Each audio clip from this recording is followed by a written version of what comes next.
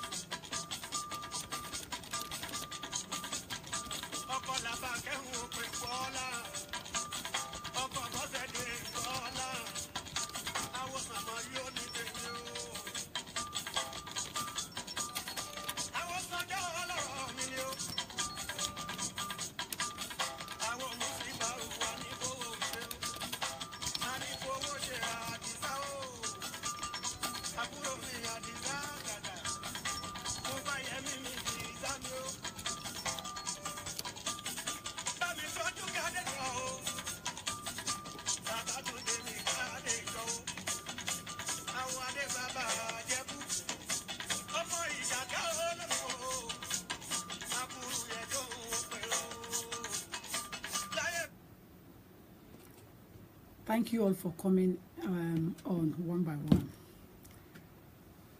Like I said last time, we are going to deviate a little bit because of the topic that I'm bringing on today.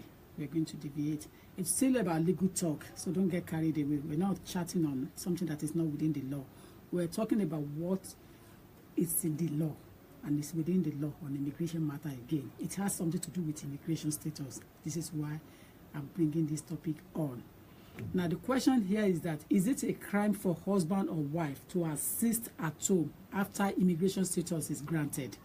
Is it a crime for your husband if he's helping you?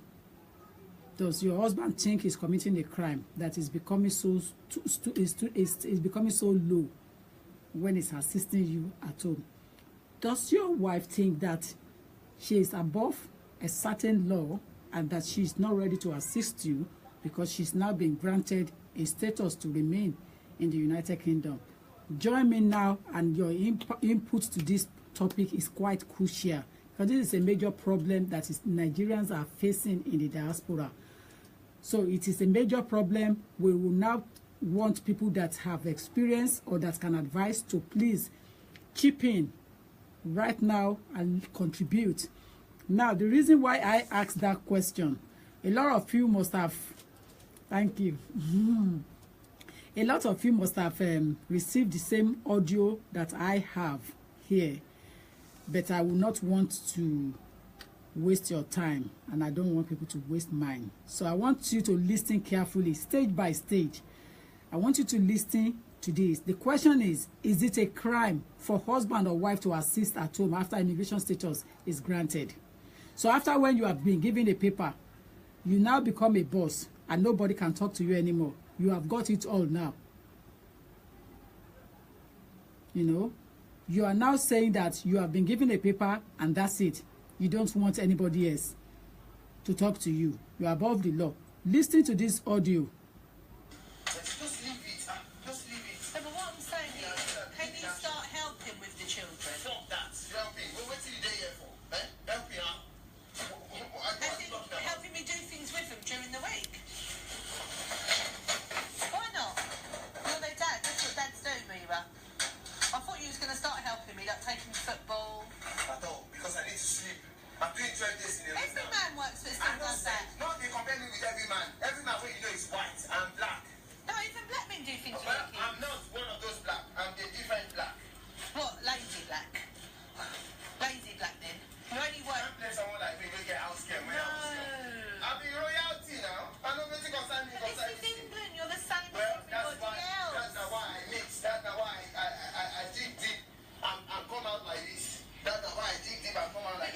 I just want you to follow it on. Like children with a workman like me, obviously, then you'd expect to like do things with them and, you know, help me in the house. Like sit down with, do their homework with them. You know, like parents share responsibility. It's my ambition. See, Your ambition is not these yeah, children. fine. You look after them. I will provide the money. There will be a time I have to go. I have to go to go and get some things. I have to go, and I won't be thinking back. I will just make available money, and I have to go. I need to go Go, somewhere. what do you mean go? Yeah, go, travel out of this country. What, for work? I don't know what you're saying. So am I not from somewhere? Am I from England? I'm from Nigeria. What are you about permanently or just visit? No, be visit. It not going to be 2 days or 3 days. No. I will have to go. Yeah. You understand? So, regardless of whatever happens, see, Christina, honestly, So you mean you're going for work or you're going to end the relationship? So if you are just joining us, just concentrate on the video, on the audio now. Listen to the audio before you make your impact. Listen to the audio. The question is it a crime for husband or wife to assist at home after immigration status is granted? Listen. be straight for now. Make your Igbo people make them hate me. No. That's fine, I understand about work, but I want about the children. You've got, while you're here, no, while you're here, you have to help them. That's what I'm saying. But why not? Yeah, but why would you leave? Well, then that's a coward's way out. It's not. Of course it is. Because you just left your children. Okay. So you'll be happy to leave them. My father has so many. Why would I not leave them? Why? Eh? Why? Because wouldn't you want a better life for them than what you had? We're staying here, so it will make me rich. No. Yeah? It will make me get the mansion where I want. No. You know? I will just stay here. You go to move. You go keep going out every weekend. I will not be going out. So This what's is that? one place like Stopped that. you going out. We're back to the same shit again. I've never No, stopped you going out. it's not about me going out. I have done it. When you ready your mama belly, I don't go out, die. Nobody come on reach me. No, me, I'm If chasing you money. had the children all week, you'd have to go out to relax. I'm chasing money. No, I'm chasing money. that's not what I'm saying. Well, all my mates, they don't move forward. I know they Well, want so that. you have to shout. I'm a foreigner. What I'm You trying to say expect that. is, what are you Never going to gone do? before, but I'm still What are you going to do with the children while you're here? That's all I'm concerned about. And why you're here now? Why are you asking me that? Because I want to know what Why you're going to do to help Why out. are you here for? No, what are you going to do to help your children while you're here? Listen to Nothing. Once I go to work, provide money. That's all you think you need to do. You have to do the rest. So what culture So is it a crime for husband or wife to assist at home after immigration status is granted? Is it a big deal? Now you understand why I have to have a break, because I do everything for them. Listen to the audio carefully before you contribute, please. But you need to be there for them and not take them to things. Come to parents' evening tomorrow night. I'm not. You're not even going to come to parents' evening with me. Why not? So you're not I'm trying to interested. deal with your white people. So you're not interested in I mean, this I life. love my children, but you have to do those parts. Those are the reason why I marry you. By being a You Christian. only married me because of what? Yeah, so that you can look after the kids while I provide. It's as simple as ABC. I didn't say you should go and work. So do you think when you're Even though all your just work, shout, see, I'm all not your you, I'm work, not shouting. all your work, we go work. Where the money? No, because money is not enough. Pittance. Yes, it's Peter, like you, so you didn't have to work. No, I don't have to work. You should look after the kids. But what I'm saying is, I just want you to help me around the house while you're here. You go to complain about petrol. You keep going. Oh, okay. That is what I'm not saying. I'm just saying I want you as a father to be doing things with You your know children. I've been in this country. I've been a prisoner. That's how I feel like. And that's how every foreigner feel like. Just like Adnan was a prisoner. Everyone is a prisoner until you are freed. Eh? And once you are Yeah, but free, freed in what sense? get your papers. Yeah, and then what? And then you have to go No, first. You shout. have to go and then you come back after. Oh, so you think you're just going to be going and then coming back? When I come back, when nowhere go, I will find somewhere to go. I cannot see. I don't be white man. Why are you shouting? My decision are quick. Let me tell you something. When I get the body, we go holiday. Me, I don't deviate from No, but what are you saying about doing things with the kids? You're just going to abandon them? I don't talk anything about the kid. I'm not the kids not getting any plan that I get. Is it a crime to assist your wife or husband at home, mainly because you have been granted status? Contribute if you can, but I just want you to finish listening to this audio first. What are you talking about? Is it a crime? That's it. Let's hear you out. People contribute and join. Let's know who is at fault, because most times people are just picking up I never said that. fight from nowhere in their domestic affairs. Start doing things fighting husband, fighting wife, or people are just assisting to stimulate fight without you knowing the causes of that fight in the house.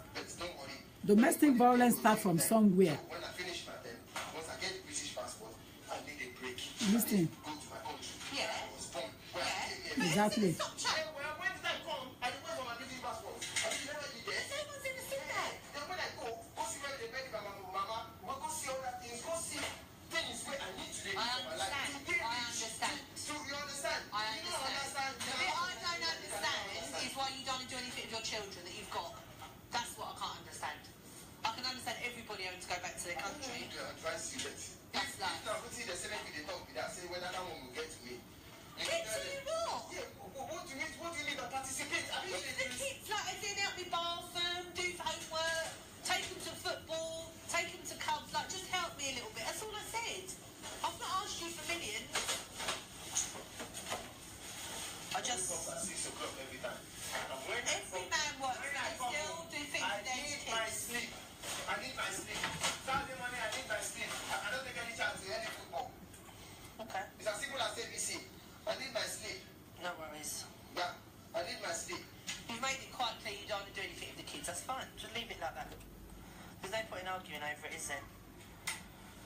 So, do what you got to do. I have to. And I'll do what I've got to do. Yeah, you have to. Look at that statement at that point. Do what you have to do, and I'll do what I have to do. With a man who doesn't Listen to show that me love statement. ever, you got nothing coming. No, that's the thing that you forget. I'm not from here. I don't know what your plan is all this while. Do you think I would ever forget Nigeria or I know we just... What's Nigeria got to do with your children? Well, I am a prisoner.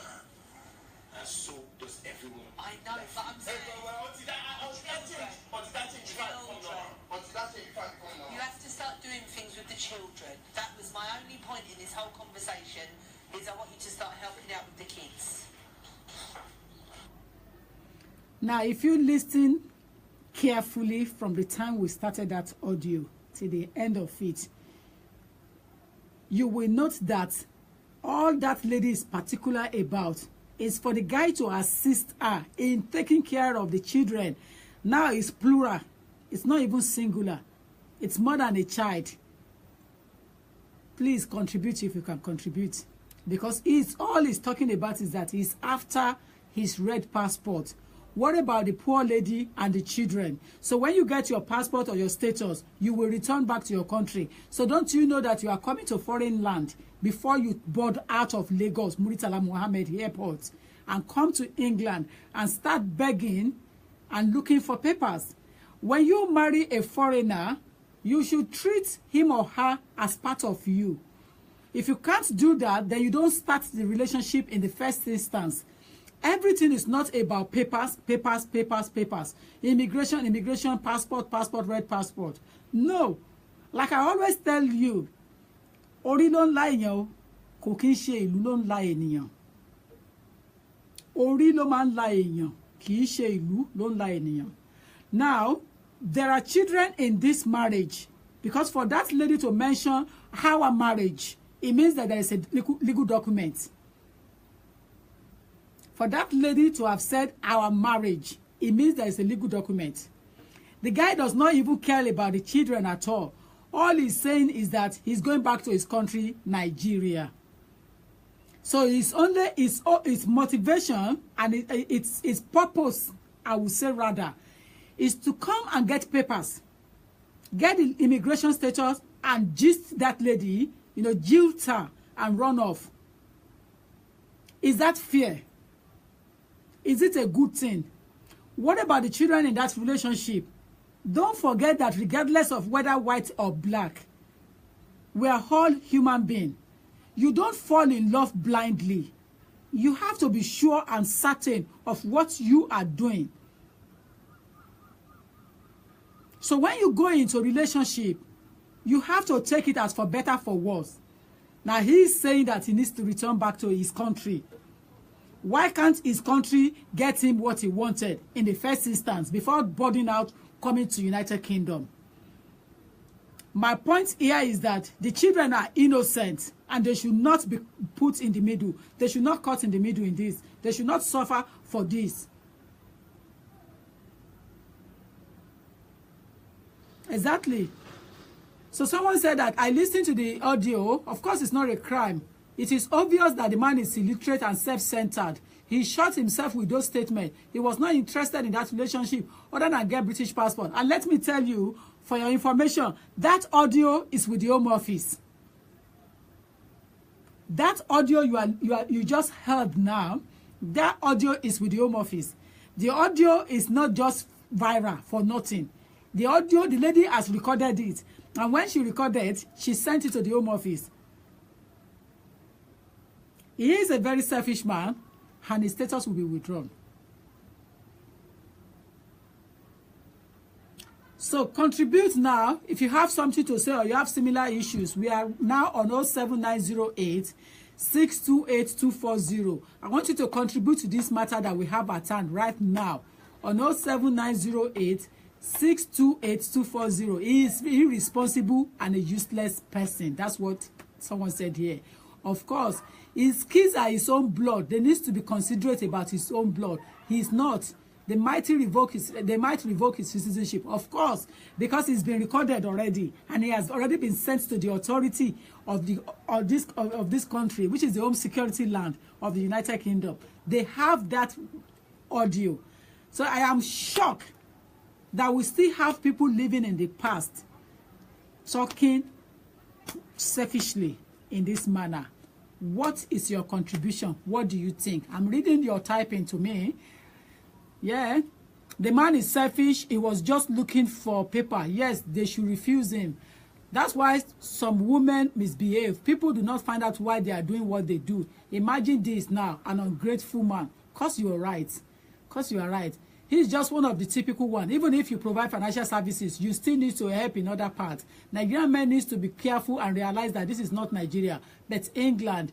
Eru kan lo mu ni bu, igba eru, selfish and wicked. Of course, you are right. Of course, you are right. But there's no time for you to be calling me and dropping, please. Eru kan lo mu ni bu, igba eru. Of course, you are right. The man needs counseling, serious counseling. He is after just his status or nationality. He should be given a stringent condition on his legal status. He just poured out his real intention why he was in the marriage out of irresponsibility.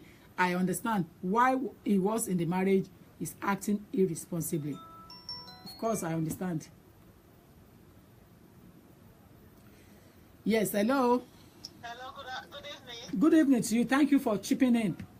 Yes, sorry, I just want to make my little contribution to the topic you are having on the show for tonight. Thank you. Yeah, what I would like to say is that no matter wherever we are, even way back home in Nigeria, I don't think there's any woman that just want to be burdened with all the household chores without, even if the man is given 100% of all they needed in the house, there's still that need for a man to be there for the children, for the wife. Everything is not, like I used to say, everything is not about money in a marriage. Exactly. There are a lot of things that is salient that some men, they don't even bother to think about. And it's so rampant among our African brothers. And the earlier they start getting it right now, the better. Because exactly. I don't expect a man, even if you've gone to work from morning and you come back in the night, 10 minutes to look at what your kids have done in school today. Exactly. Don't take anything out of their health or Exactly. out of their life. Exactly. 5 minutes to even give your wife a hug. 10 minutes to, put the children on bed and go back to your room and spend time with your wife before you doze off. But some men, they don't want to see it. It's like to this man, is selfish. His purpose of going into this marriage is to get paper. And that is why he doesn't bother. He is not bothered about whatever the wife and the children are going into. He's saying he's providing money, As well, the government will provide money for those children. If he is a runaway father, if the woman is alone with the kids, it's always possible for the government to sustain them financially. But the emotional aspect, the love that the kids and the wife desire is not there. I thank God for the woman. She's so wise enough to do the recording and send them down to home office. If that man is my brother, in fact, I'm the one who will even send it down. There's no point keeping a man in the house when you don't want to be involved in children. Exactly. You should have let this woman know from the one that I don't want children. Exactly. So that we just be like, okay, we are doing a contractual, whatever, the kind of still marriage. Exactly. But now the kids are there. You will go in the morning and come back. But I don't know. It's high time the Nigerian men come back to their senses for those who are into it, and know that when you enter into a relationship, you have more than financial obligation to fulfill. Exactly so. Thank you. Thank you, madam. Thank you for your contribution. Fantastic. Thank you. Thank you. You see, the response from that woman is that it is about time. It is about time Nigerian men wise up. That's the English. Wise up. Wise up.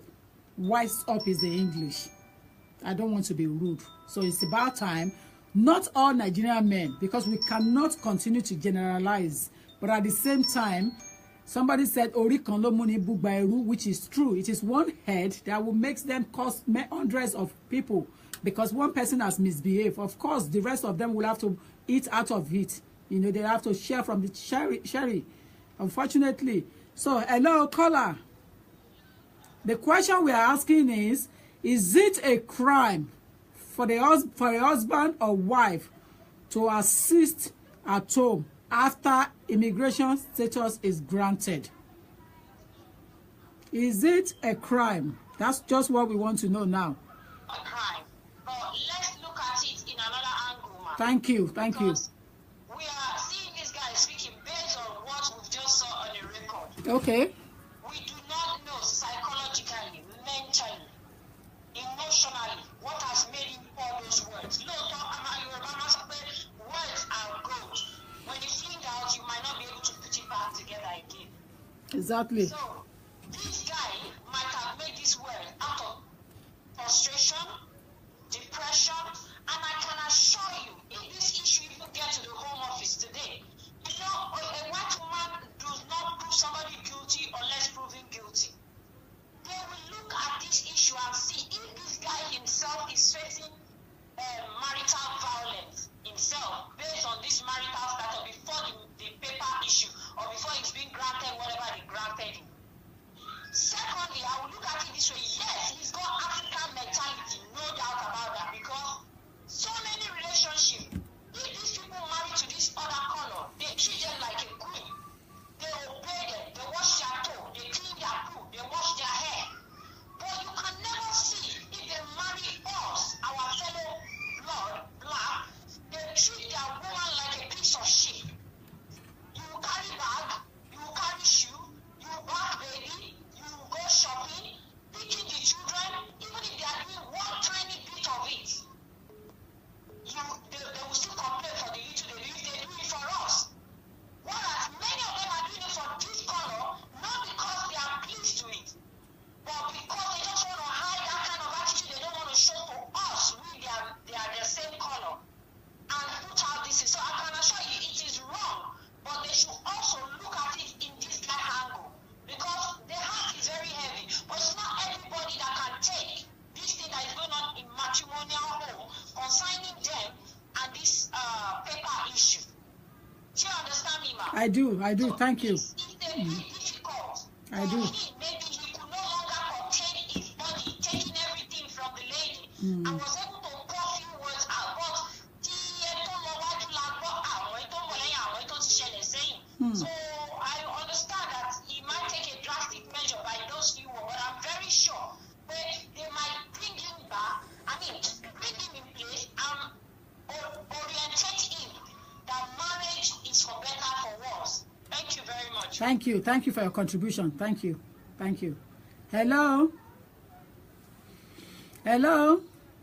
I hope people online are listening. That is what is crucial. Because I want you to be contributing and giving your input in today, your contribution into this thing. Input, because when we look at it from one angle, you have to look at it from the other angle. But the fact that it involves immigration papers, if that audio goes to the Home Office, which I think is with the Home Office, that guy status will be revoked.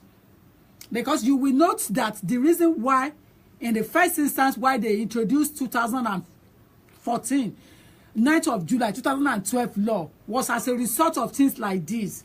That is why people coming from Nigeria as a spouse of a settled person can no longer have indefinite leave to remain straight away when they entered, and can no longer have indefinite to remain after a year that they enter.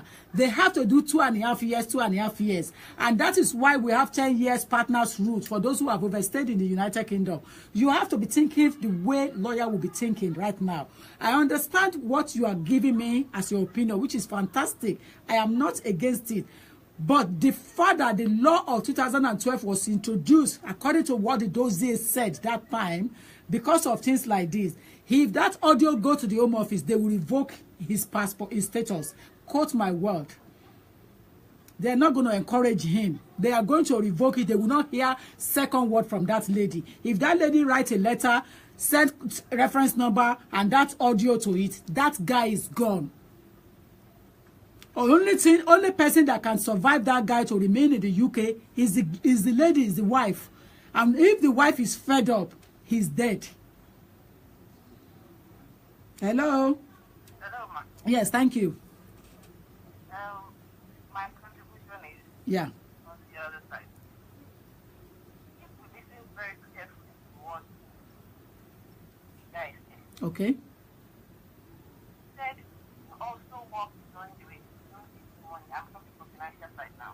Okay. Not anything. I work Monday to Friday, 12 hours after that. Financially, he's providing money. Money is not everything. That's the mistake our Nigerian men have now. Thank you. I think once they supply the money for the house, two, 9 to 5, go from 9 to 6, all this stuff. So, then are important. If you cannot take care of your children, don't give us them at all. Exactly. Let us, all of us, be doing 9 to 5 and doing night shift and coming back to meet ourselves at night. Then are not important, don't involve them. But another aspect I want to check again is we can see that this woman is an intelligent woman. That is just a sweet guy. Exactly. And another thing I observed is that there's a tone and speech that man is talking with. You can tell that that's the way they interact in the house. But because she knows she is recording, she was very calm. Was very calm. She knows she's recording, she's calm. I know you're a lawyer man, I know you are very intelligent. Thank you, madam. Thank you. Was calm, recording that, Because she's recording, isn't it? yeah, because she knows she's recording. So That's why she was calm as well. of that guy, Thank you. tell her that's the way they interact in the house. Thank you. Thank you. Carry on.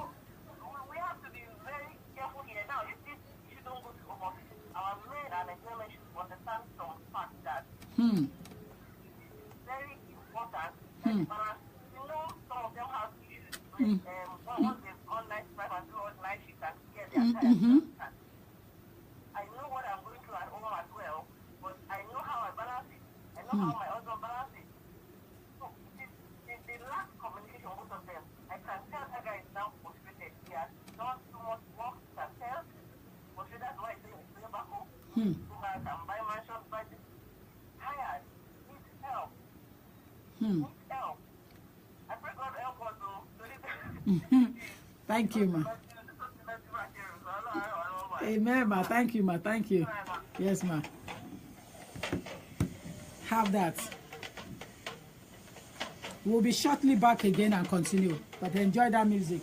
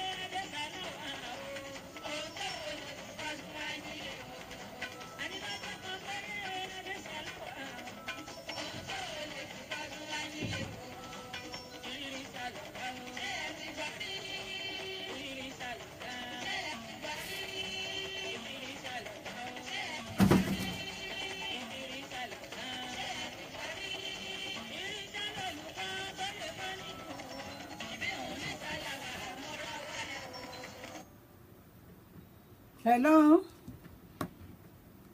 Hello? Hello?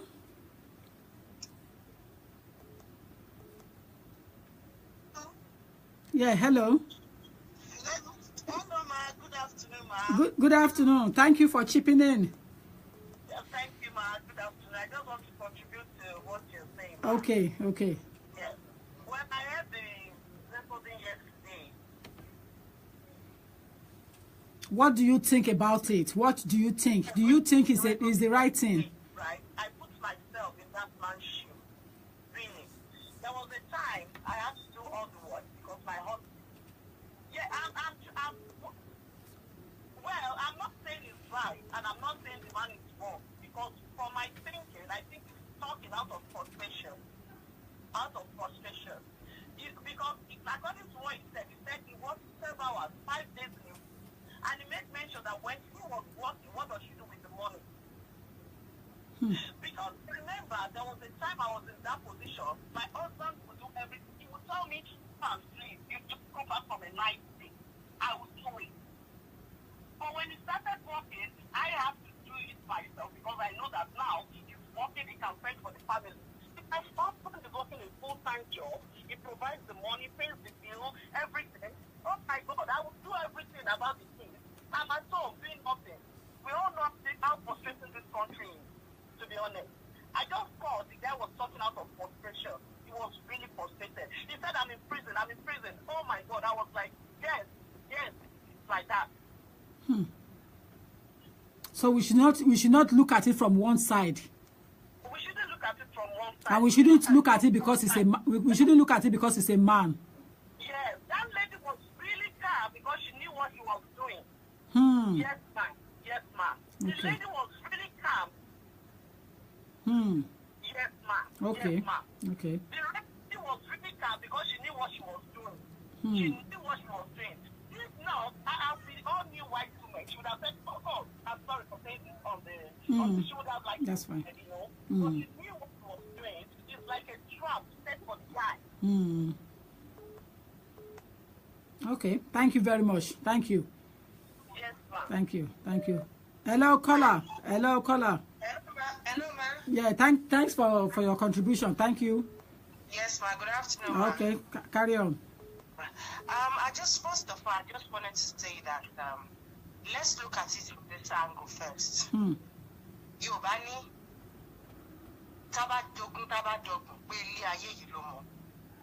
the work that you say you're working 12 hours, 5 days a week. Is it not because of these children that you're working it? Because of these children, the house that you're planning to build in Nigeria, who is going to inherit it at the end of the day? I have a father. My father is over 70. I tell that when we were growing up, my father is the one that ironed our uniform, school uniform. I remember the good old days. My father can do for us. My father will do it. Will leave my mom. So where are these men, these young men, getting the? I remember those periods. You just put it back into my memory. the good old days. The butter shoes. Was in the Marine Police. Right, you could be a Marine officer, police officer. He worked full time. But my dad, whenever my dad is ironing his uniform, he will iron our school uniform, make sure everything is set during the week. My mom. Do you understand? So where are all these men, these young men, are getting that thing that you cannot give a helping hand at home when it concerns the children? That is a woman's responsibility. I don't know, because our father back in those days, they don't do that. They don't do that. They help the little way they can. We understand that in Africa, the women takes care of the children mostly. We understand. But at the same time, come to think about it, even if you are the one providing for that family, your children, you should not be, it should not be a matter of discussion. The little you have, you should share it with your children to have that bond. You understand? That fatherly bond with the children. It should be a discussion at all. For you saying that you work 12 hours, 5 clinical, you are frustrated. What are you frustrated about? Because you have papers. You're just waiting for your British citizenship to come, for you to become a British citizen or whatever. You have to think about the people that doesn't have anything. Don't worry or being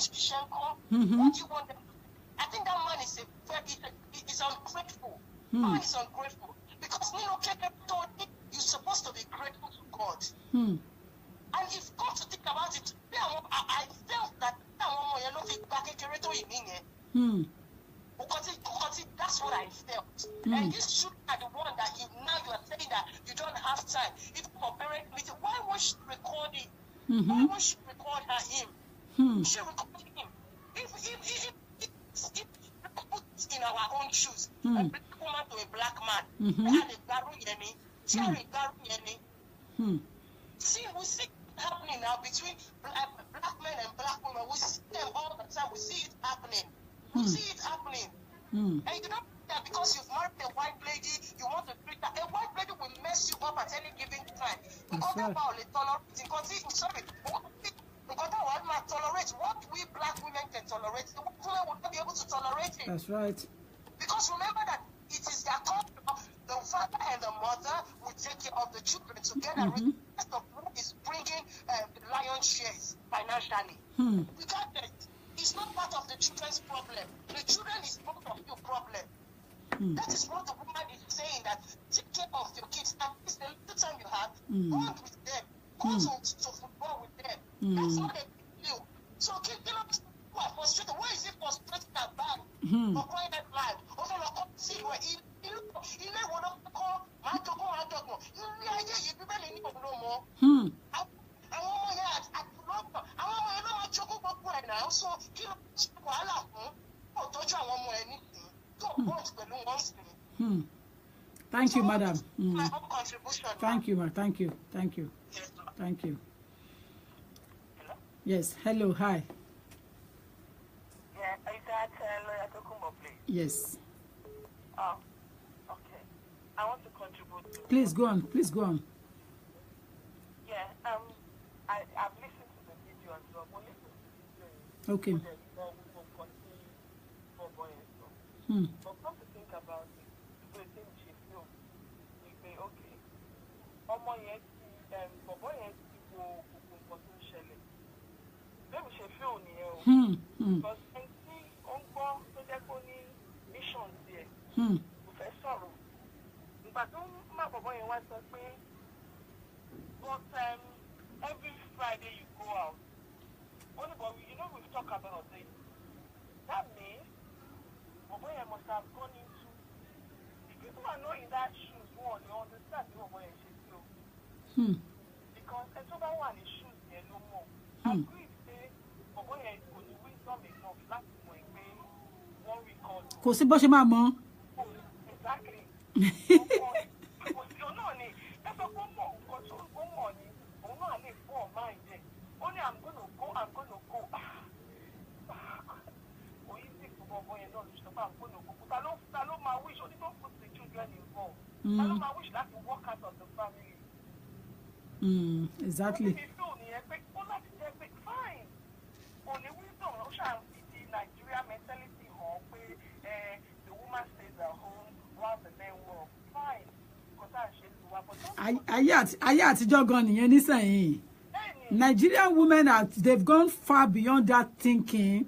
That orientation is quite wrong. It is wrong. Do you understand? If we still have men thinking from that kind of mentality, I think that was a backward thinking, regardless of any other things that may be attached to it. But as far as I'm concerned, ayé ti kúrò lórókún, ó ti wà níwájú ojú báyìí níbi tí glasses wà báyìí ló wà. You have to think about it in one angle. Fine. I understand your topic, but for them to be thinking that they have to stay at home and they have to go and work, can they afford to pay all the bills in England? Because you're not meant to. But if you know the way you want, you get to talk. So I think of woman here will check on record. The woman. Kò bá retaliate náà. Yes. No word, but so calm and the way you Yes. you know what? You have Yes. to do this. Because she knew she was recording. Yes, you're right. I know, and again, if the man wants to work out, the man can as well work out. Not to be indefinite. That's what I think. Because British passport, will do this. If the man can as well go, well, indefinite, because we're having indefinite. But ó kàn sọ pé British passport need. That kind of person can be on 30 months alone. tó máa fi owó tu gẹ́ yẹn nínú ni gẹ́ yẹn ti mọ̀ pé ibi táwọn ń lọ nìyẹn òun ló ṣe fẹ́ ètè stop status yẹn. Kò tí ni madam, the way I perceive things I don't think so. Tẹ́ bá rí díẹ̀ dáadáa ó máa ń fún lady yẹn lówó so máa ń calm lady yẹn down. Ó dàbẹ́ ni pé lady yẹn get advice from outside ni pé ó kàn fowó tàn ẹni o is going to work out on you and your children one day. Wọ́n ti ń ṣe kíní ìtìpẹ́ tẹ́ bá listen dáadáa wọ́n ti ń ṣe tipẹ́. But why is it that the boy ò ṣe máa insist pé ó ṣàṣẹ pé I want my British my own thinking is that the British passport dey put their in I wan expect pé kó jáde. But tó bá put ṣẹ́rí tó kò ní láti dúró ti lady yẹn kó fi gba British passport. If it's only British passport, he doesn't have to hang around. I'm thinking two ways. Is it that kó ti wà ní veg tó ti submit fún indefinite leave to remain?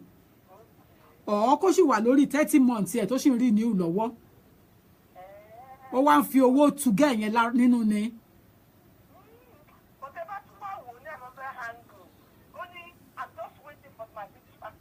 Nǹkan tó yé nìyẹn bó ṣe mọ̀ ń sọ nìyẹn.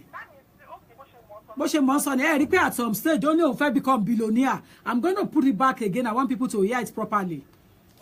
Ṣó ti yé yín? Only I want to go Abi Royal.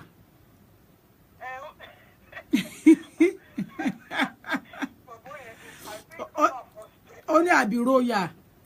Only all foreigners are feeling imprisonment.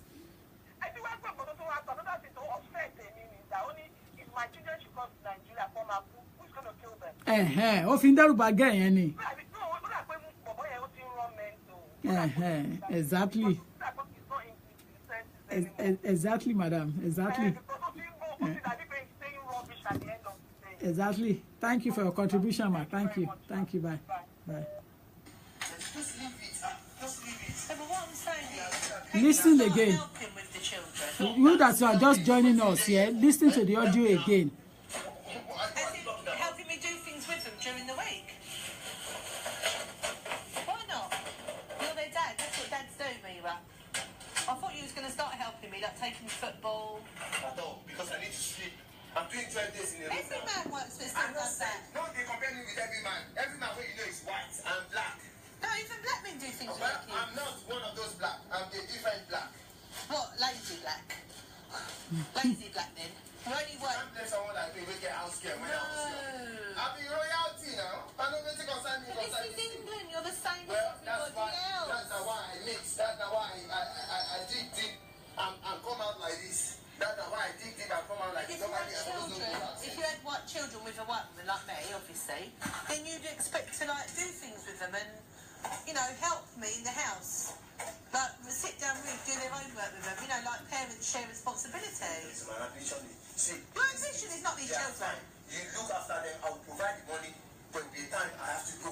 I have to go to go and get some things. I have to go, and I won't be thinking back. I will just make available money, and I have to go. I need to go No, somewhere. what do you mean go? Yeah, go, travel out of this country. What, for work? I don't know what you're saying. Am I not from somewhere? Am I from England? I'm from Nigeria. Well, you're not permanently or just visit? No, be visit. You know, it could be 2 days or 3 days. No. I would have to go. Yeah. You understand? So, regardless of whatever happens, see, Christina, honestly. So you mean you're going for work or you're going to end the relationship? That's what I'm trying to... As in the marriage? Marriage, what are you talking Our about? marriage, that's what I'm saying. So you're going to go... It has nothing to do with marriage. It has nothing to do with woman. It has something to do with me becoming a billionaire. That's what it has I'm something not to do. saying... That's the only thing in my mind. So we're beyond... I could be slave for now. Make your Igbo people make that they hate me. No. That's fine, I understand about work, but I'm on about the children. You've got, while you're here, no, while you're here, you have to help them. That's what I'm saying. But why not? Yeah, but why would you leave? Well, then that's a coward's way out. It's not. Of course it is. Because you just left your children. Okay. So you'll be happy to leave them. My father has so many. Why would I not leave them? Why? Why? Because when you want a better life for them than what you had. We're staying here, so it will make me rich? No. Yeah? It will make me get the mansion where I want? No. You know? I will just stay here, you go the most, you go keep going out every weekend. I will not be going out. So This is what's I won't grow who like stopped that. you going out? We're back to the same shit again. I've never stopped you going out. It's not about me going out. I have done it. When you lay your mama belly, I don't go out, die. Nobody come and reach me. No, me, I'm chasing If you money. had the children all week, you'd have to go out No, to relax. no, I'm chasing money. No, I'm chasing money. that's not what I'm saying. Well, all my mates, they don't move forward. I don't Go want outside, you have to shout. I'm a foreigner. What I'm You trying to say expect that. is, what are you Never going to go do? before, but I'm still. What are you going to do with the children while you're here? When That's all time I'm comes. concerned about. When No, time- why you're here now? Why are you asking me that? Because I want to know what Why you're going to do here? to help Why out. are you here for? No, what are you going to do to help your children while you're here? Listen, Nothing. Once I go to work, provide money, that's all you think you need to do. you have to do the So rest. what culture is that then? Where the dads don't do anything. What culture is You that? have to do the rest. Okay. That's what you think. Fair enough. Yeah, you have to do the rest. Well, now you understand why I have to have break, because I do everything for them. You do go to work and find the money for the bills, but that's it. You don't do anything else in it at all where you are. No, what I want to do. Well, you need to be there for them and not take them to things. Come to parents' evening tomorrow night. I thought I'm not.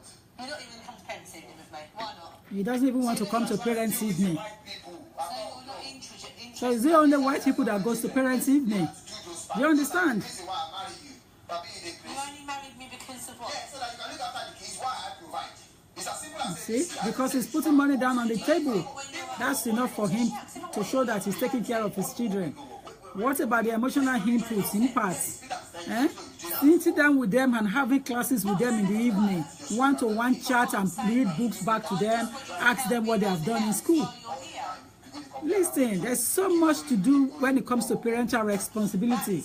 It goes beyond putting money on the table. It's really, really beyond that. It's really, really, really beyond that. I feel like, and that's how every foreigner feel like. Hello? Adnan was a Christian. Ẹ kúrọ̀lẹ́ o. Until you are free.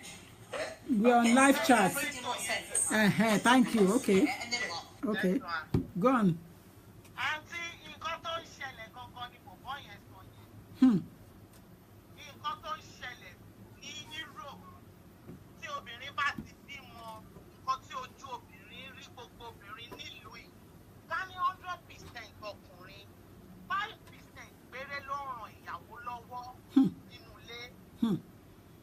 Ṣùgbọ́n Ọlọ́run mọ̀ọ́mọ̀ fẹ́ fi bọ̀bọ́ eléyìí, ó fẹ́ fi jófin ni àṣìṣe tó ṣe yẹn.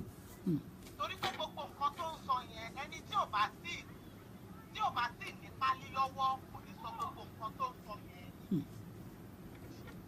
But for him láti máa sọ wípé òun retí British passport òun, èèyàn máa rò pé bóyá tó tẹ̀sí ní ìjẹ́bi àbí wípé wọ́n ti kọ lẹ́tà sí wípé pálí ẹ̀ ń bọ̀ ní sososo dé. Exactly. Tó ti yẹ yín Ó máa yé mi. ṣùgbọ́n nǹkan tó ń ṣẹlẹ̀ tó ń ṣe fún àwa tá a jẹ́ dúdú gan òun náà ń ṣe pẹ̀lú àwọn òyìnbó yẹn. Hmm. Ṣùgbọ́n dúdú máa wò ó wípé dúdú tó dúdú kò sí ní ta fẹ́ ṣe ẹni báwọn eléyìí ò lè gbà ṣe. Lédi yẹn ní mission ni ẹni pé kò bá hákìw rárá. Bẹ́ẹ̀ni. Nǹkan tó kàn ń sọ ni wípé àní mi ò ní o má lọ àwọn ọmọ tá a jọ bí Mhm. báwo la jọ ṣe fẹ́ tọ́jú wọn. Hmm. Tó bá ń ṣiṣẹ́ tó bá ń sọ tó ń sọ bí tó ń ṣe gbogbo ẹ̀ ṣé yẹn ni kò má lè mú ọmọ ẹ̀ lọ sí football ni Hmm. àbí kò má lè lọ sí parent ni ṣọ́bìnrin nìkan ló máa ń dá bí ọmọ ni Hmm. because ìyá tóbìnrin jẹ ní Europe lẹ́rí yẹn ìṣẹ̀lẹ̀ ló pé wọ́n déta Hmm. royalty ló pé wọ́n déta yẹn àti kìnìyàn fọ́ọ̀lì ṣùgbọ́n ẹ̀kọ́ ni. Hmm. Ẹ̀kọ́ ni fún gbogbo àwọn ọkùnrin tó bá gbọ́ ẹ̀ràn ìyàwó lọ́wọ́ àwọn ọmọ bíbí inú yìí ni obìnrin ò kì í ṣe slave. Àǹtí kò ń ṣe wípé kákàn gbé kínní káàkiri orí WhatsApp orí Facebook nǹkan tó ń ṣẹlẹ̀ nìyẹn. Hmm. Nǹkan tó ń ṣẹlẹ̀ nǹkan tó ju obìnrin rí ní Europe nìyẹn. Ìwọ ni washer, ìwọ ni cooker, ìwọ ni dry cleaner, ìwọ ni tíṣà. Hmm. Ibi tó bá wà ọkùnrin ò ní balẹ̀. Hmm. Bàbá máa délé wọn lọ sẹ̀ sórí tébù ẹni tó bá máa mú rìpọ́tà ẹni pé lè sọ pé òun fẹ́ sùn. Òun tóun fẹ́ sùn ó wà important ju kóun mọ ọmọ kan lọ sí football àbí parents evening lọ. So àǹtí Ọlọ́run á máa fún yín ṣe mà. Àmì máa ẹ ṣé gan ni mà. Ẹ ṣé gan Ó ni. dáa kẹ́ bá wa sí kẹ̀kẹ́ kọ́kọ́ gbọ́ kẹ́yìn pé lùtà wà yìí kò gbà bẹ́ẹ̀. bẹ́ẹ̀ni.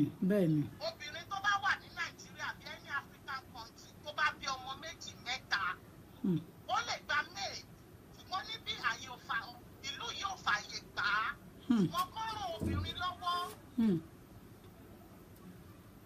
Ẹ ṣé mà. Thank you very much, ma. Thank you for your contribution. Thank you. We appreciate you. Yeah, bye. Hello, caller. Hello. Yeah. Anika Dasito Ijuma. Oh, necessary. I need the voice, Okunrin. Your voice must be always be heard. Men's voice must always be heard. Very important. Thank you. Àwọn ọkùnrin àjẹbí. Àjẹbí totally because ìṣẹ̀lẹ̀ ló pé wa data. Because àwọn ọkùnrin tí wà ní Europe yà á mọ̀ pé there is difference wà láàrin Nigeria àti Europe. So I should believe pé wà Nigeria yẹn náà láṣà máa wù bí. And mistake tí most ọkùnrin máa ń ṣe ni pé ní Nàìjíríà àwọn ọmọ àdúgbò ọmọ ẹ̀gbọ́n ọmọ àbúrò wọn ń gbé pẹ̀lú wa wọ́n máa ràn ìyàwó lọ́wọ́ so tá a bá ti àpò pé òkè àwa àti lọ bí iṣẹ́ àpadà. But ní Europe yìí kò sẹ́ni tó máa ràn ìyàwó lọ́wọ́ so àwọn obìnrin gan wá ti wà depressed. So depressed at the end of the day. Kí ni ìmọ̀ràn yín? Okay, kí ni ìmọ̀ràn yín? Because wọ́n ẹ̀ fẹ́ ti help. And mistake tó ṣe ni pé ọmọ tó yìnbó lòun bá dì. Wọ́n àyà ó ti kọ́kọ́ frustrate bọ̀bọ̀ yẹn. Before ọkọ tó ṣẹ̀ṣẹ̀ wá record yẹn. Dábàá gbọ́ record yẹn dáadáa ẹ rí pé gbogbo nǹkan tó ń sọ á tún push ẹ̀. Á tún lead ẹ̀. Òun náà dẹ̀ ń jábọ̀. Because at the end of the day, say bọ̀bọ̀ yẹn ó máa get her into a lot of trouble. And also mistakes because ó ti kò mọ̀ pé ìlú òyìnbó lòun wà. So once you have the kids together, you have shared responsibility. Exactly. Wàá ṣe tiẹ̀, ìyàwó náà ṣe tiẹ̀. Tó bá ti àbọ̀pọ̀ òkè òun ṣiṣẹ́ 5 days, Saturday, kò tún lè volunteer pé Saturday ò máa jí wọn lọ fúbọ́ọ̀lù. Ìyẹn tó sọ fún pé then kí ló fẹ́ ṣe? Òkè olóhùn lọ Nàìjíríà ń padà fẹ́ lọ make billions. Then ìgbà tó ṣì wá bí what are you going to do? Ó tún lóun lè ṣe nǹkan kan. Amen. Thank you, sir. Thank you for your contribution. Orí kan ló mú ní gbogbo ẹrú, but ẹ̀yin ti contribute nísìnyí. We need more men if you're online, please. Men. Thank you, sir. Thank you. We need more men if you are there. Please contribute so that ẹ má dákẹ́ ká má di gbogbo ẹ̀ léyìn lórí ẹrù tí ò kì í ṣe ẹrù tí ẹrù ẹlẹ́rù. Ẹ má jẹ́ kán di léyìn lórí ẹ̀yin ọkùnrin. So, men, if you are there, you need to contribute so that you don't take blame, somebody else's blame. That's just what I want to tell you.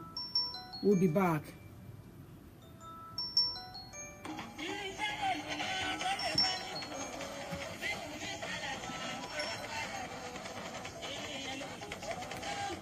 Please fall back. Give us some minutes ago.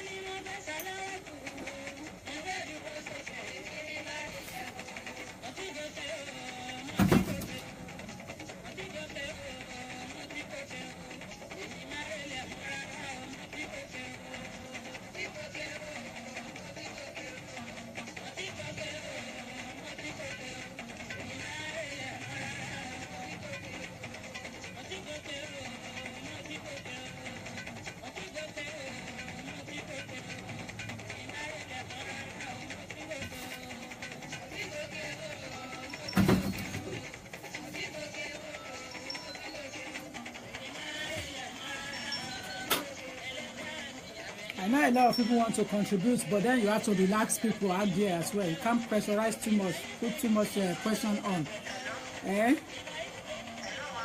Káàsán ma o. Thank you, ma.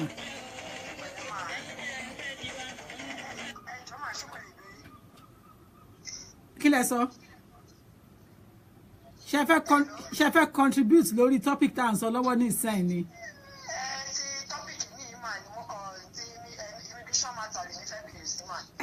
Bóyá kẹ́ pè later on. We are on a different topic entirely. Okay, yeah, thank you, ma. Yeah, bye. Yes, ma. Bye.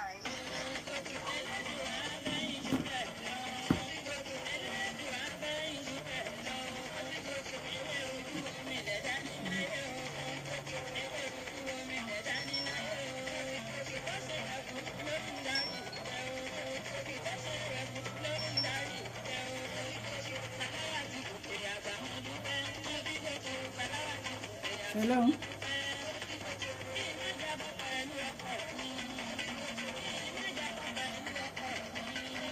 Hello. Hello, ma. Yes, ma. Hello, ma. Yes, ma. I pick it up because I know you are calling from Ireland. Yes, ma. Yes, ma. Okay. Yes, ma. All right. What's your contribution? What's your contribution?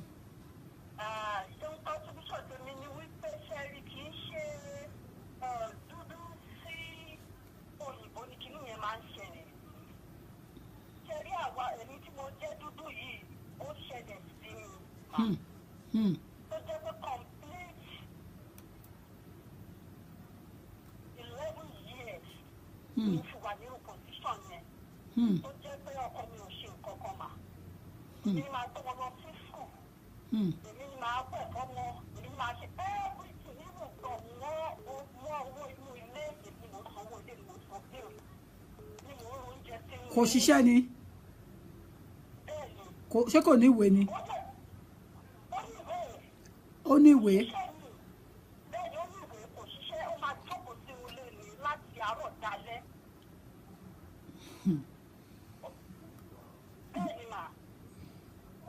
Okay. Carry on.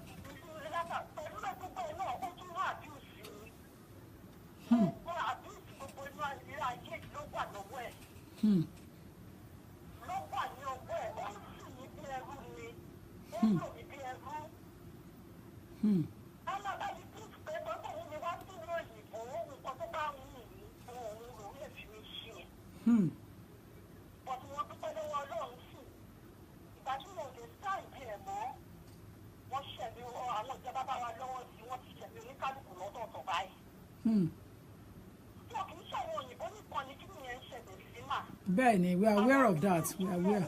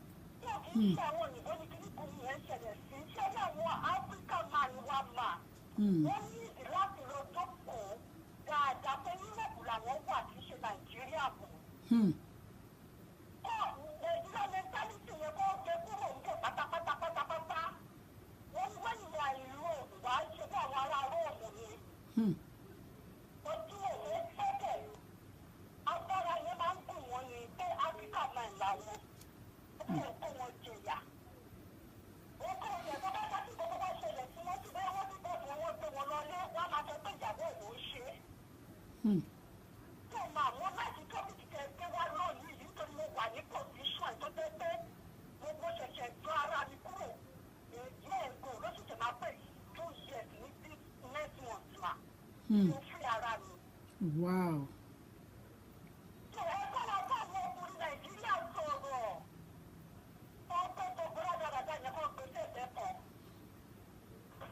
Thank you, ma.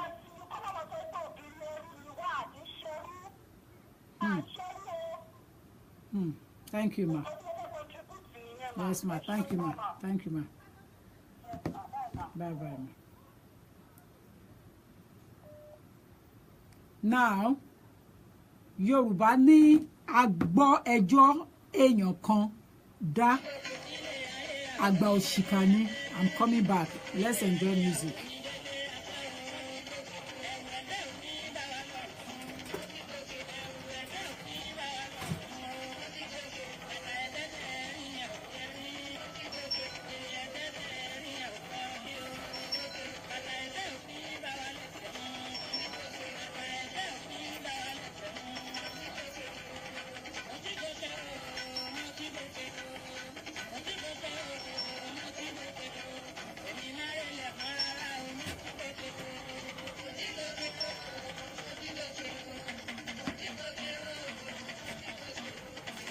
Hello? Hello? Yeah.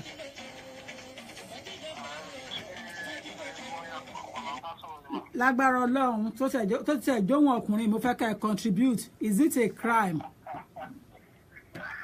Is it a crime for you men or women to assist the other sex in the house? Ṣé àrùn ni torí pé ó gbàwé ìgbèlú tán?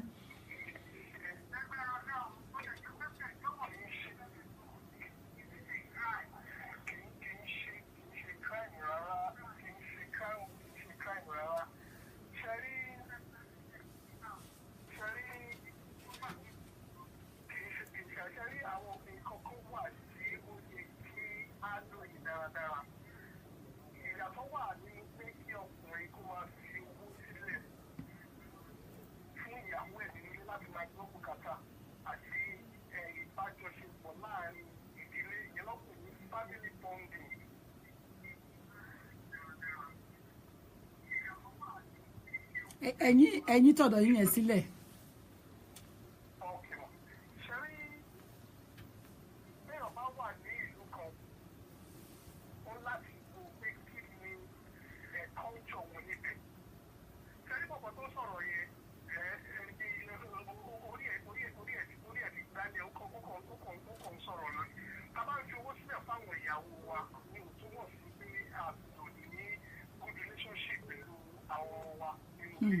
Exactly.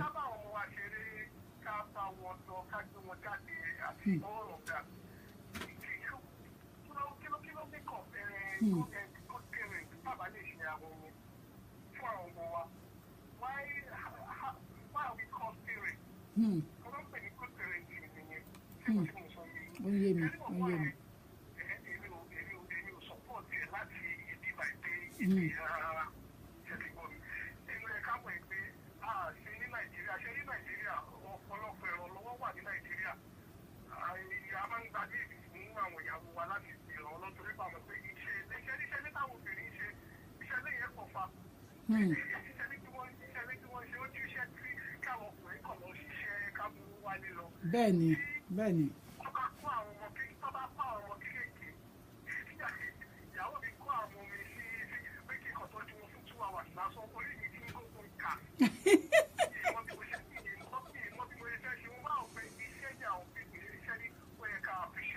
Exactly.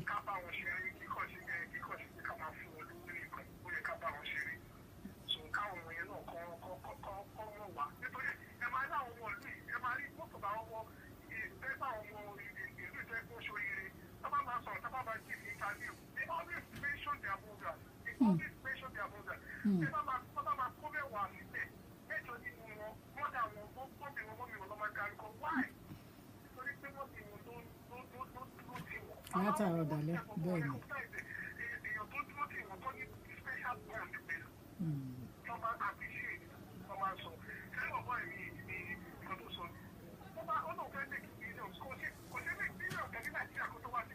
Exactly.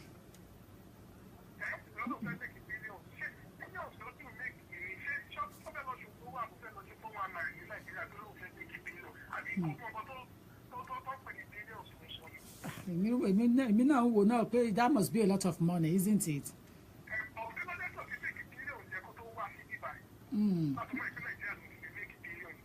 Exactly. Yeah.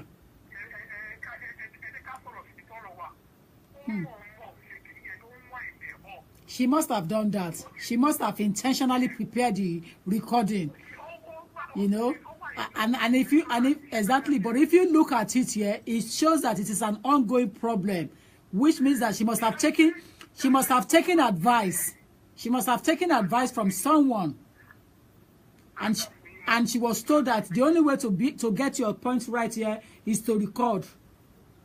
Thank you, ma. Thank you, ma. So, Exactly. At the same time, no, Yeah. Yeah. I'm coming to that. Don't worry. I'm coming to that. I won't take call now. I want to deal with that issue now. So I won't take calls now. Thank you. Yeah. Yeah. Thanks for your contribution. Thank you very much. Thank you. Bye. I won't take call now. No calls now. Let's deal with what we need to deal with, so that we don't just take calls. Hold on for us, that caller. We will come back to you when it comes to the to taking calls, but we're not ready yet. We will come back to you on that.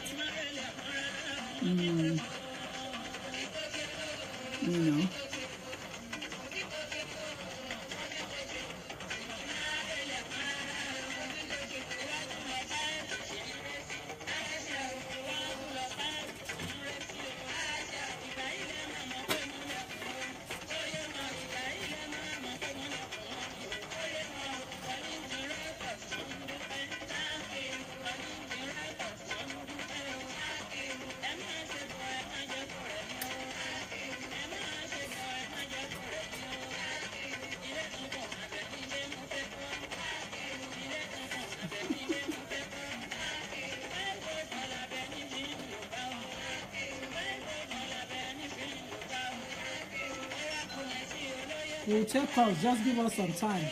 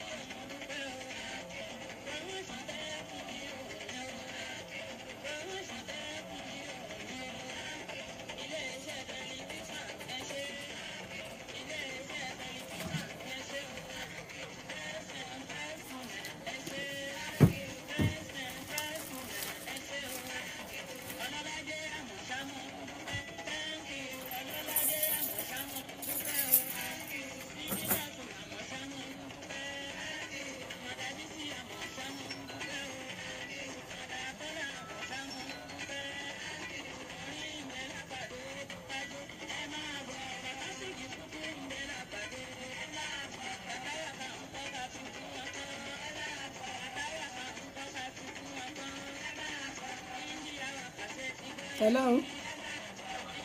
Yeah.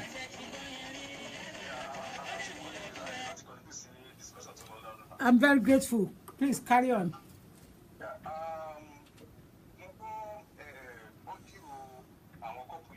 I've had him like maybe 2 times. Okay.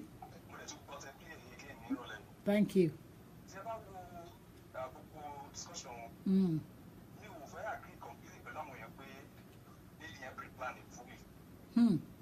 the sense that so that people pre-plan the company, that you don't sorrow raise voice. That is not for that will be something is wrong. And you talk to my son, to raise voice. But what people are trying to say out there is that it's not that both of them plan it, but the lady must have planned ahead that she's going to record him. But the guy wasn't aware. Yeah, the guy wasn't aware. I agree with that. But in terms of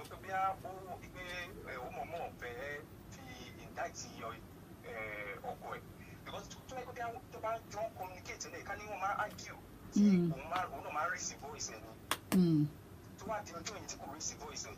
That is a signal for only that to marry the voice to raise the voice this time around. There must be something wrong. Okay, something is happening. Well, what can I say?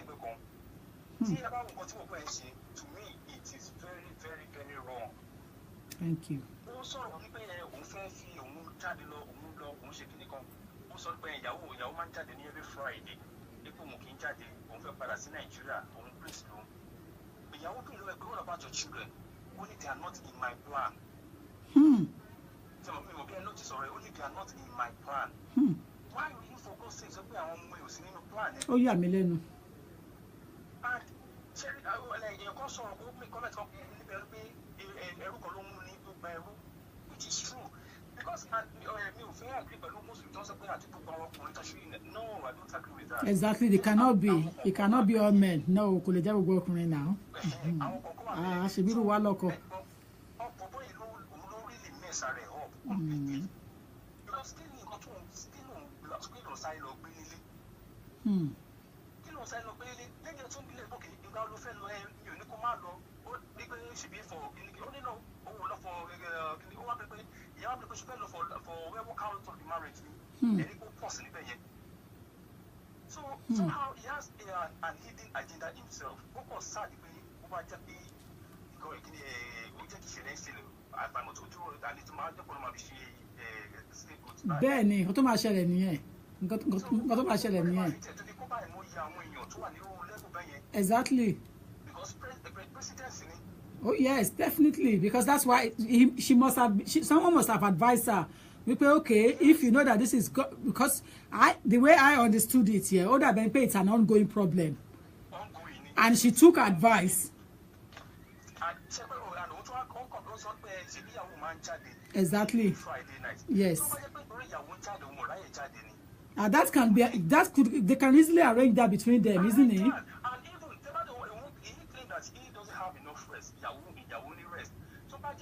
And if the wife wants him to be putting down everything on the table, fine. Ọjọ́ Friday, ìṣòro lọ sí party ni I did not get the yellow card jọlọ. Àwọn ọmọ kan, okay, let's arrange your mind to take care of them. If you feel pé ìwọ náà ṣàbẹ̀jáde pẹ̀lú ẹ̀, pé you want to take time out, take that time out at where with her. Arrange mind that will take care of them. If there is any shortfall in the income, ìyàwó ilé sọ̀rọ̀ because ó mọ̀ pé extra jáde. Exactly. And a day for you to take your children to football, I don't think that is too much. Even let's assume you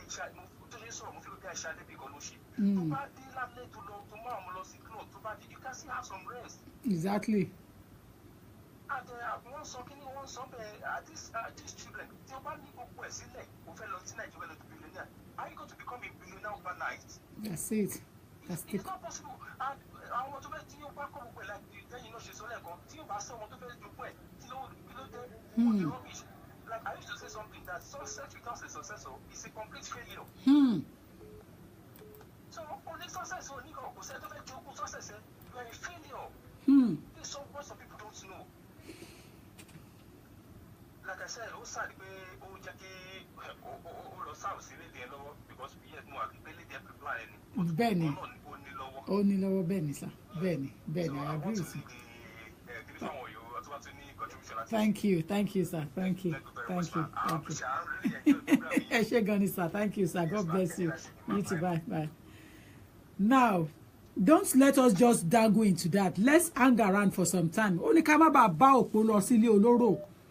Yorùbá ní ọ̀rọ̀ ṣùnùkù. Ẹ má bínú ẹ̀yin tẹ́ ẹ gbọ́ Yorùbá. Ojú ṣùnùkù la fi ń wò. Let us take it from another angle entirely. Because the women have been concentrating on men and you have been saying stuffs. That is fantastic. Because you must have been through one experience or the other before you came to that conclusion to think that the Nigerian men have the mentality to talk to women the way they feel like. But now let me draw you back a bit. You understand? Let me draw you back a bit and open your mind now. I want you to have an open mind. What would you say in a scenario, and it's a true life story, where the man spent all his money to bring a woman into the United Kingdom, and as soon as she gets a red passport, listen carefully, because there is no audio does not mean you cannot participate. What would you say in a situation where the man spent all his money to do the introduction, the wedding, and everything, and get papers for her to bring her into the United Kingdom. And she waited until she gets a British passport. She then have 2 children. They have 2 children together in that relationship. But at the end of the day, she still make off and went away with her British passport, which is her motive of coming into that marriage. She met someone else in England, and she went ahead to go and start dating that person and left her marriage without even divorce paper. What do you want to say? Because Yorùbá bọ̀ ó ní bá ṣe bẹ̀rù la bí ọmọ. I accepted all your arguments. They were all fantastic. But I want you to contribute in another situation. Yorùbá bọ̀, as we born a slave, so we born also a child. So which means that they were both born the same manner, from womb, from a woman's womb. It's the treatment and the family they were born into that makes them different. So what would you say in a scenario where the man brought his wife into UK, got papers for her, made her life comfortable, but she still went ahead to go with another man? What would you say? Your contribution is highly crucial. Hello. Hello. Yeah. Hello, ma. Thank you, sir. No problem, ma. Thanks for coming in. Ẹ ṣé gan, ma. Yeah. Samuel lórúkọ mi láti Coventry. Okay, thank you.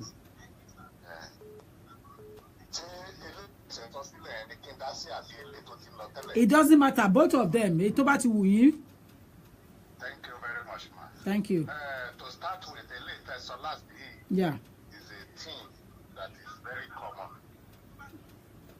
Okay. That is very common in UK here. Okay. Àìmọye àwọn tó jẹ́ pé irú wa yìí mọ̀ ọkọ̀ lọ mú wọn wá láti lè. Tó jẹ́ pé tán bá ti gba ọwọ́ wọn bá ti jẹ́ nǹkan tó fẹ́ mọ́. Láàárẹ̀ ni tó máa pọ̀ wọn. Bóyá nǹkan tó máa nù wọn tó máa pọ̀pọ̀ sílẹ̀ tó máa lò. Ládùúgbò wa ń bíbà yìí àkàn. I know more than 2 people. Tó jẹ́ pé ọmọ ẹ̀ka àárọ̀ òjìrè gbogbo. Ìní ẹ̀ wà sí rampant náà nìkan lóde. Ṣàkóyọ láàrin.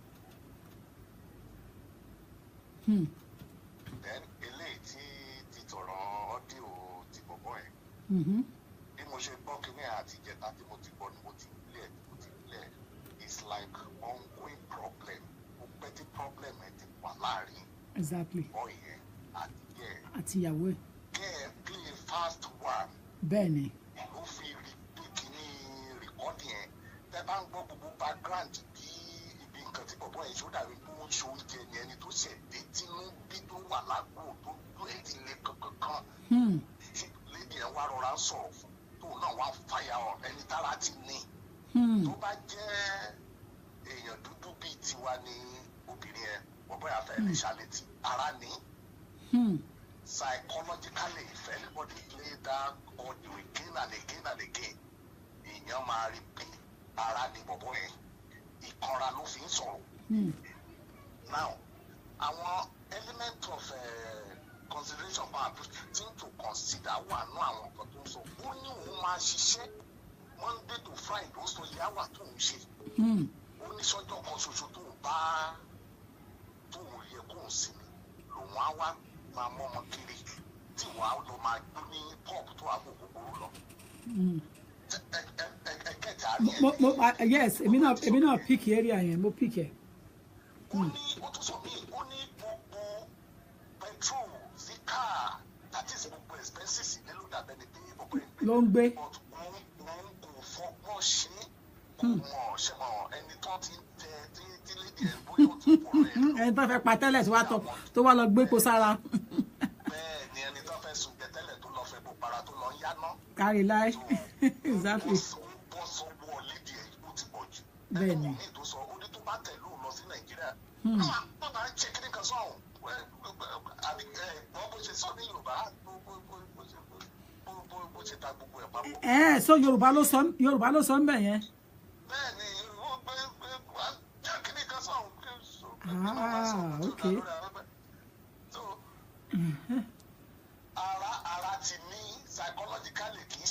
ẹ̀ ṣe rí ni at least ibi kan láti dọ́jọ́ bẹ̀rẹ̀. That's right. Kíní kan torí tọrọ láti bẹ̀rẹ̀ tó ti dé ọmọ wo àárín wọn tọ́tọ́ dẹ̀jọ́jọ́ ń gbé ọ̀nà àbáyọ ni lédi ẹ̀ ń wá. Tó àwọn tó jù ú lọ. Exactly. Wọ́n fi kọ pé kó get voice ẹ̀ ọ́ dìwé. And bí ọkùnrin tó sọ̀rọ̀ láti ṣe sọ ẹrú kan ló mú. Mú ní búgba orí. Ló jẹ́ kán bú ìgbà ẹrú àbí báwo la ṣe Bẹ́ẹ̀ni, mú ìwé bẹ́ẹ̀ni, Yorùbá. bẹ́ẹ̀ni. Ẹrú kan ló jẹ́ kán bú ìgbà ẹrú. So irú bọ̀bọ̀ ìbáyìí bí gbogbo àwọn èèyàn tẹ̀ ṣe wá àwọn tí ò tẹ̀ wá láti Nàìjíríà gbàgbà lè ṣe tó kọ́kọ́ sẹ̀ǹdẹ̀ sí mi, she's from Kenya. The second person tó sẹ̀ǹdẹ̀ sí mi Zimbabwe ni pé is it real pé báwa ṣe máa ń ṣe lẹ́ṣà ẹ̀bù ìyàwó wa. Ẹ̀mí sọ pé kò rí bẹ́ẹ̀ o, at least you know me very well, you always see me na my wife. Bí mo ti náà ti mi dé ibikíbi tó bá lóun fẹ́ lọ, at least máa ti ẹlẹ́ran ara ní gbogbo wa náà. Even back home in Nigeria, ìṣe bá ṣe ń ṣe kọ́ nìyẹn pé ó dàbẹ́ ni pé òun tọ́jú tó dàbò yóò gbé wọn. Bẹ́ẹ̀ni. Gbogbo ẹ̀ fi bọ́ sí Tó fi wá rí bẹ́ẹ̀ yẹn. epo àtàyànyàn tí bọ̀bọ̀ ẹ̀ ò fọgbọ́ ṣe is a very pity case anyway. Thank you very much for your contributions, sir. We highly appreciate your comments and your contributions. They are fantastic. Thank you so much. Thank you. Thank you, man. Thank you. Bye. Bye. Now we need some space to contribute before we allow other callers to come in. We need some space now. I want people to understand that as you are talking about the masculine side, you have to talk about the feminine side as well.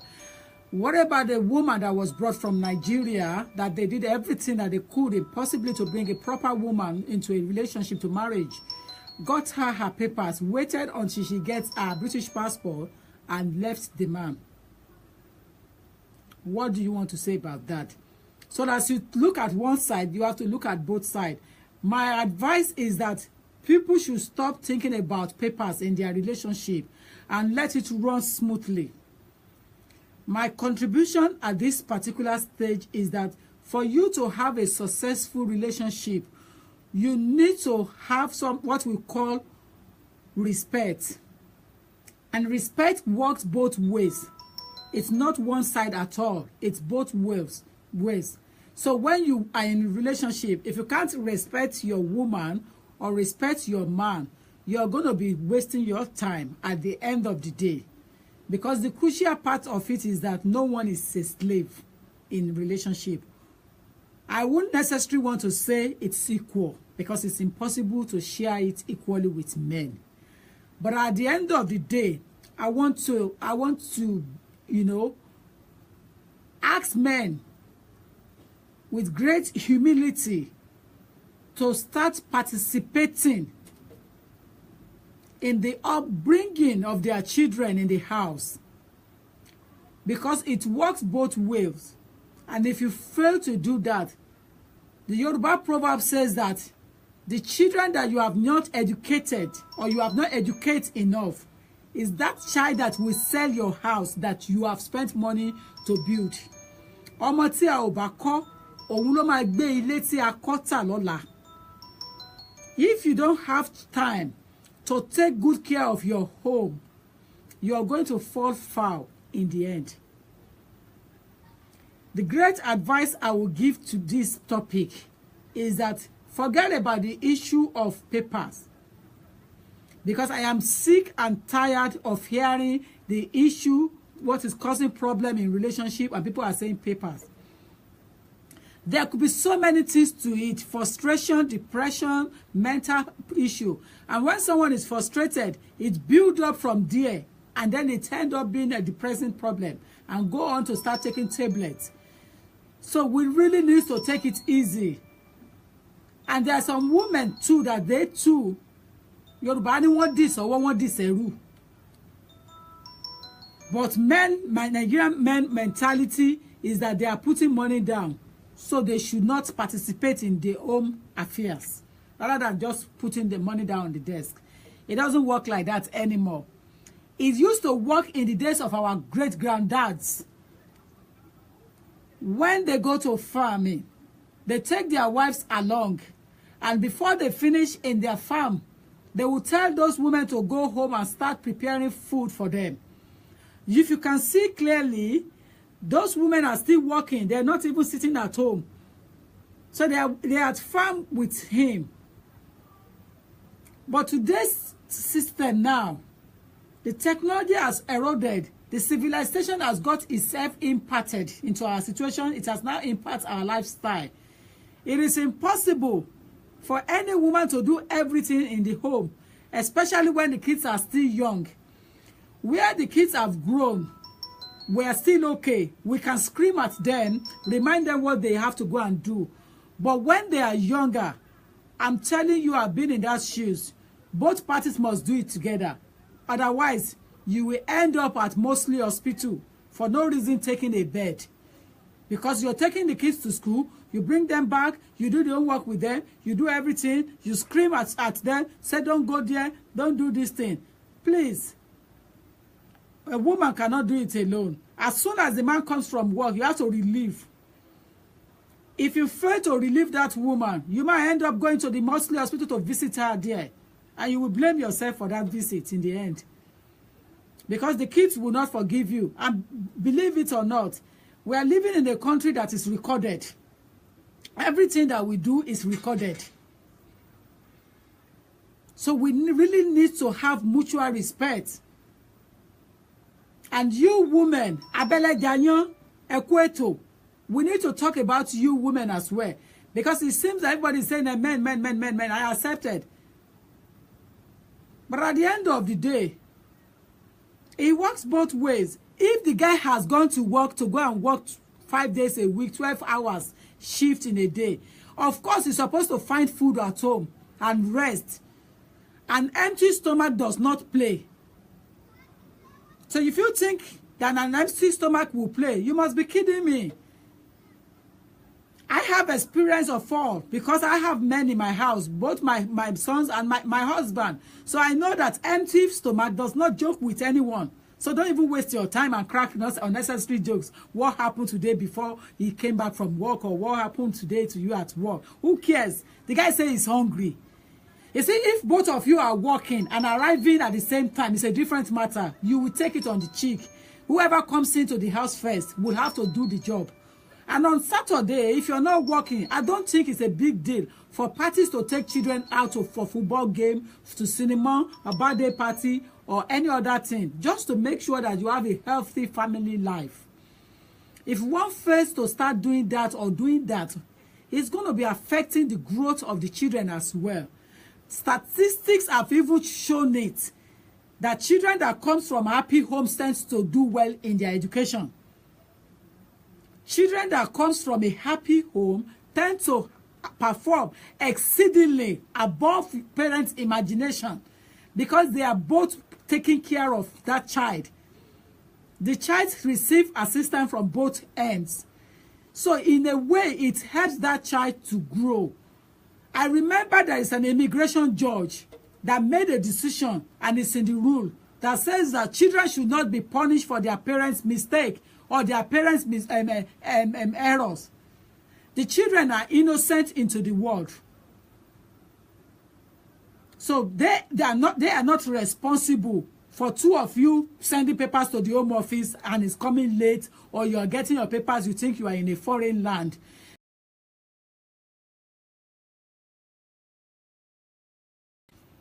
But you must have left Nigeria for one reason or the other to better your life. If you are a royalty and you are rich, you will not need to come to England. I have never stick my head out to anybody that I am royalty, I am rich. I've always been telling people that I was born in England, and when I could not get what I wanted in Nigeria, I have to now move forward to England and come and better my journey.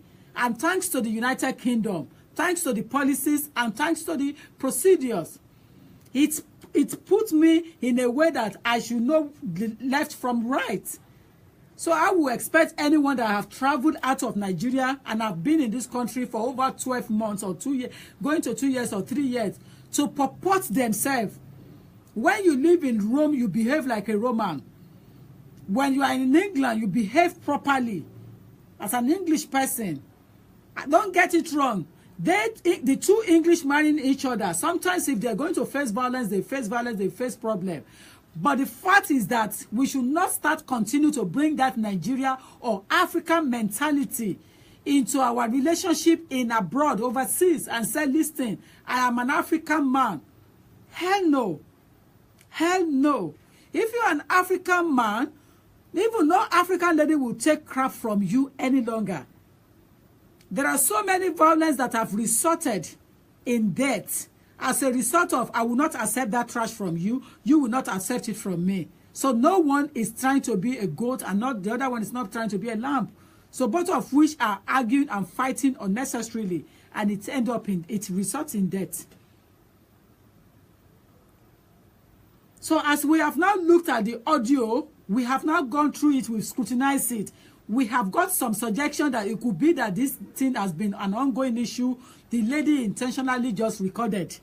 It's just for probably for purpose of advice she took from someone, and they told her send it to the Home Office. They will take his paper off. The fact that the children are involved in that relationship, it shows that the children will have held British passport. Things can still be corrected if they manage to sort things out. So for men and women out there, if you are in the kind of situation of that manner, of that behavior, I beg you, please retract. Check your rights and wrongs and correct yourself for the sake of children. And when there is no children relationship and you are maltreating that woman because there is no child, Ọlọ́run ló ń ṣe ọmọ. It is only God that provides children. It is not anybody. It is not by your power or by my power. So if today I get pregnant, it is the grace of God. It is not your power. So you shouldn't be treating a woman recklessly, mainly because she cannot give you a child. So you should be bringing concubines into the house as well, or be talking crap to that woman because she cannot give you a child, and start battering her, maltreating her because she cannot give you a child. We got to be very, very careful. Going into a relationship involves a lot of things. Two must have tangled together and agree to become one before they now start procuring. It is so despicable when you listen to some of the things that are happening out there. They are barbaric. They shouldn't have been happening at all. Because like I always said to people, education needs knowledge with it. You cannot say you have certificate and you don't have common sense. For example, you are educated, you don't know how to talk to elders. You don't know how to humble yourself before man and woman. You don't know how to treat children properly. You don't even know how to respect other people. And you're telling me that you are educated. No. Education needs knowledge and wisdom. You need to compile them together to become something entirely. You have to distinguish yourself from others. What makes you special? What makes you stand out in the crowd, in the society? You must have ears to hear and to ignore. It is not everything that you hear you have to respond back to. Because if everybody is responding the way the party is talking and you are responding, the whole world will collapse. You cannot respond to everything you are hearing. The issue of status should not define our life. It shouldn't define our lifestyle. It shouldn't define anything for us because it's only a document. At the end of the day, what is crucial is to have a happy life. So forget about people telling you that this is this and that. No, your family comes first. Forget about your mommy and your daddy you are thinking of. Because I listened to another story yesterday. And all she was telling me is that he listened to his mother all the time with anything he wants to do. He will even go to Nigeria and go and bring stupid black power, thinking that he can use it to hurt others in England. You can't do that. You can't do that. The world has moved on exceedingly. We have moved on. We are in 21st century. And when people call themselves an educated person, you need to distinguish yourself, put your head up in the society. The essence of you going to university is to be able to participate in any debate at all levels. Because what we have studied in the university is enough for us. Not to now talk of some of us having master's degree, professional level, at professional qualification at the same time. We need to purport ourselves. But at the end of the day, the crucial part of it is respect is reciprocate. Respect is reciprocate. If you cannot respect people, don't expect them to respect you back in tongue. If you think you can say jargons, you can do jargons, and you don't want people to reply back to you, you are a joker. And when people are silent, it doesn't mean they are stupid. It's because you are stupid with what you are doing. It doesn't make sense. That's why people are not responding to what you are doing, because it does not bring any credibility to who is going to reply or respond to you. So, husband, I am begging you, you should have a spirit to ignore. Women's mouth can run like mouth, but then at the end of the day, it's running rubbish. So you should have a spirit to ignore. At the same time, you women need to know how to get things from your husband. A humble woman gets a lot of things, gain a lot from their husband. But if you are not humble and you are arrogant, even if he has that money, he will not give it to you. Because with your arrogance, you cannot get anything from a man. I know them for sure. Because I've been living with a man for the past 24, 25 years. Doesn't mean I'm perfect. But there are some things that you ignore, you overlook. There are some destiny that you can't change when you have taken it. But if it's not rosy and not juicy and you are not enjoying, you don't have to stick into it. So don't even miscalculate my English that I'm going to say it's all about married. It is not. It's about you that come first. You need to think about yourself. What do you want for yourself? Happiness or sufferness in a marriage? It's only one life we have. We don't have two lives. But then if you don't do it properly, you might end up regretting coming to this world later on in life. You might end up, because when you end up being in the hospital, who are you going to blame? You blame yourself because you saw it coming, but you failed to get out of it. The rate of the domestic violence now is getting bigger and bigger. As people have said earlier on, that recording, it was a purpose. It was set up. It was a setup. Because if not if it's not a setup, that lady will have replied more than that, knowing that she has power in her hand. But they will have told her that, no, don't do that, because every woman and man is entitled to claim domestic violence if it can be proven. So you need to record evidence against him for them to take the papers away from him. I think that's what happened. But I have to go now. But before going, let me hear this gentleman that's still stick on my line. Hello? Hello. Yeah. Quick. I think I'm running low in battery. Yeah. Yeah, I'm really happy that I've actually got to you right now. Thank you. The issue that you're talking about, I just have two things to say. Terry, our Nigerians, not even Nigerians, our people, we don't go for one reason.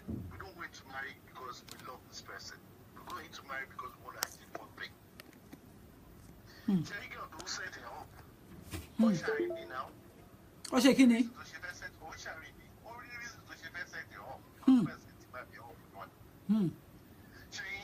at the end of the day, if you are picking up a phone to record, obviously what to very good, show what's best.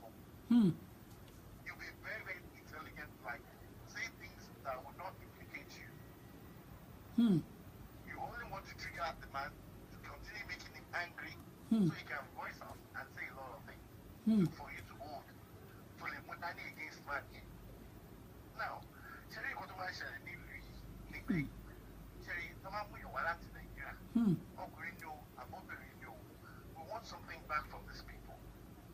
Number one, she and live any real estate penny. I think we told you with the great power pennies. There's so many pretenders, and that's why you see so many marriages breaking up. Young couples, together, what she might enjoy life. They might enjoy every single thing. See, there's so many things they might pretend. I have a couple of friends together with jealousy. Together, I am your man, jealousy, don't go in one thing. That's one thing. I feel like it's in your phone, you will need reach. That's effect. Both Okuri and Okuri. And when you share in here, come on, run around, no one. Ìmí àmúwé ilé bí pé láìpẹ́. Ìmí àásọ̀bìnrin yẹn àbábọ̀kùnrin yẹn àsọ̀jẹ̀rú. Tó yẹ pé ọkùnrin yẹn náà á máa ṣọ, á máa pretend pé òun nífẹ̀ẹ́. Tó máa ṣe àti gbàgbé. Ìwà líwà máa bẹ̀ sí máa fi. So number one, so marriages, marriage recently nowadays, we have domestic violence. Obìnrin náà ní láti ṣọ́ ẹ wẹ̀. Bẹ́ẹ̀ni, Mo tún fẹ́ gbé ilé ọkọ, òun bọ̀ ọkọ, olórí búkú ni ẹ́, àwọn ọgbẹ́ ẹ̀ tó ṣe tó yẹ ṣe nìyí. So the way a man down, the moral of a man totally goes down. Ṣé it's the same thing tó kùnrin máa sọ pé ẹgbẹ́ ẹ̀ ló ti bímọ yẹn, ìwọ bímọ. Moral of individual down. Thank you. We need to be careful how we train on people's emotions. Yeah, thank you very much for your contribution. I have to go now. Thank you so much. Yes. No problem, man. Thank you so much. Thank you. Thank you so much. Yeah. Yes, thank you. Thank you. You too. Thanks a lot. Bye. Bye. We have said it all. We have seen it all. There is no need to repeat ourselves again. I've moved. I beg you all, please, just do yourself as one. Take yourself as one in your relationship.